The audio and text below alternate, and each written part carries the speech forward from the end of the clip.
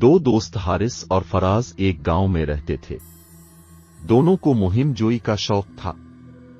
गांव के किनारे एक पुराना मकान था जिसके बारे में मशहूर था कि वहां रात को रोशनी जलती है और सरगोशियां सुनाई देती हैं।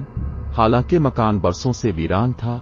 एक रात हारिस ने फराज से कहा, आज हम वहां चलते हैं, देखते हैं कि आखिर मामला क्या। फराज ने हिचकिचाते हुए कहा, लोग मना करते हैं, ये ठीक नहीं है। मगर आखिरकार वो भी मान गया। दोनों टार्च लिए मकान में दाखिल हुए। अंदर हर चीज गर्दो गुबार से ढकी हुई थी। खिड़कियां टूटी थीं और दरख्तों की टहनियां हुआ से खिड़कियों से टकराकर अजीब आवाज पैदा कर रही थीं।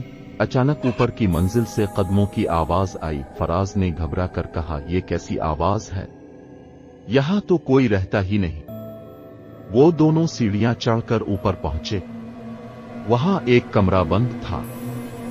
जैसे ही दरवाजा धकेला, ठंडी हवा का झोंका आया और दरवाजा खुद ब खुद खुल गया। अंदर एक पुराना आईना रखा था। जब दोनों ने आईने में देखा तो खौफ से कांप गए।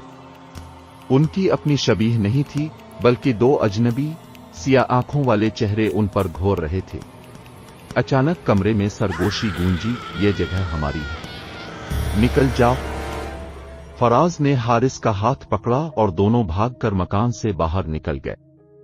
सांस फूलने के बावजूद वो पीछे मुड़कर देखते रहे। मकान की खिड़की में वाकई दो साए खड़े नजर आ रहे थे। इस रात के बाद दोनों ने तहिया किया कि वो फजूल तजस्सुस और जिद में आकर उन चीजों में कदम नहीं रखेंगे जिनके बारे में बुजुर्ग पहले ही खबरदार कर चुके हों। उन्होंने जान लिया कि कुछ जगहें इंसानों के लिए नहीं होती और बाज राजों का खोज लगाने से बेहतर है इनसे दूर रहा जाए।